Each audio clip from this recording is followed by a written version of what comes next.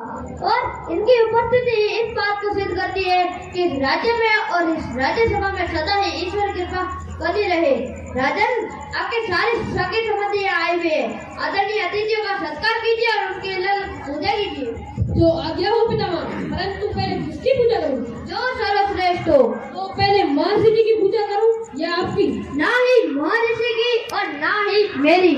आज आप धर्म के प्रतिबिंब है राजन, कि आपकी आंखों को यह देख लेना चाहिए था कि सभा में ही नहीं बल्कि इस पूरे त्रिलोक में यदुवर शिरोमणि वसुदेव श्री कृष्ण के अतिरिक्त किसी की अग्र पूजा हो ही नहीं सकती।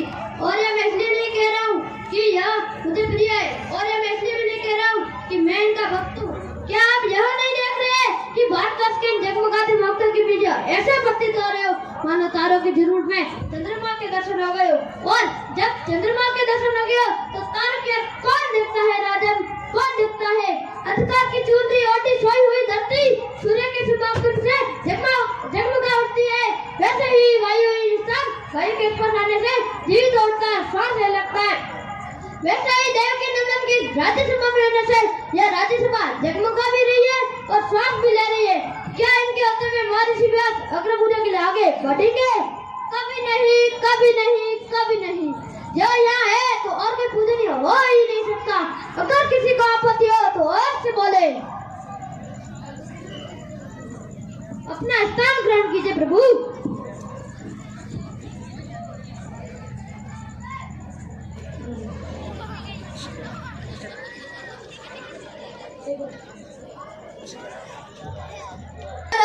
शिशुपाल, अरे तुम चुप रहो। तुम यह मत सुनना कि राजा महाराज करे महारथियों का समुदाय तुमसे डरकर तुम्हारे इस राज्य से यज्ञ में आया हुआ है। अरे हम तो यह सोचकर आते कि आप हमसे धर्म के बारे में अधिक जानते होंगे, इसलिए हमने तुम्हें सम्राट बनने दिया। पर तुमने इस गवाले की पूजा कराकर पूरे राज समाज को अपमानित किया है। शिशुपाल, यदि तुमने एक शब्द भी मुझसे निकाला तो जान से मार डालूंगा। भीमातुन, ये क्या प्रियतम मारा शिशुपाल वाला अतिथि है? महाराज ठीक कह रहे प्रियार्जुन, अतिथि की मर्यादा का उल्लंघन ना करें। तुम बोलते रहो शिशुपाल, क्योंकि ये तुम्हारे बोलने का दिन है। मैं बोलूंगा, मैं क्यों नहीं बोलूंगा? मैं तुमसे डरता हूँ क्या?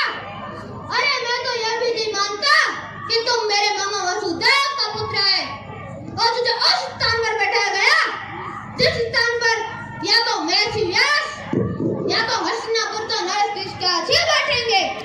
स्वर्गीय महाराजा कंसदास नंद की पुत्र की मुख्य अतिथि बैठकर तुमने पूरे राज समाज का घोर अपमान किया है। और ये पितामह बन बैठे भीष्म सटिया गए हैं क्या? इनकी यह आजीव ब्रह्मचार्य ढोंग है, ढोंग। अगर यह प्रतिज्ञा नहीं भी लेता तो भी यह वीर्यहीन, निस्सार और नपुंसक ही रहता। शिशुपाल, महादेव की सौगंध, अगर यह मेरे प्रिय युधिष्ठिर के राजसूय के समारोह नहीं होता तो मैं तो यही नहीं कर देता। आपका अपमान नहीं कर रहा पितामह, यह मेरा अपमान कर रहा है। इन्हें बोलने दीजिए। मुझे बोलने के लिए तेरी आज्ञा नहीं चाहिए, समझा? और इस नपुंसक ने पांडवों के सामने प्रस्ताव रखा, पांडवों से स्वीकार भी कर लिया और उसे उस स्थान पर बैठाया गया जिस स्थान पर बैठने का साहस कोई भी दास पुत्र नहीं कर सकता। क्या यह द्रुपद से बढ़कर तुम्हारे हितैषी है?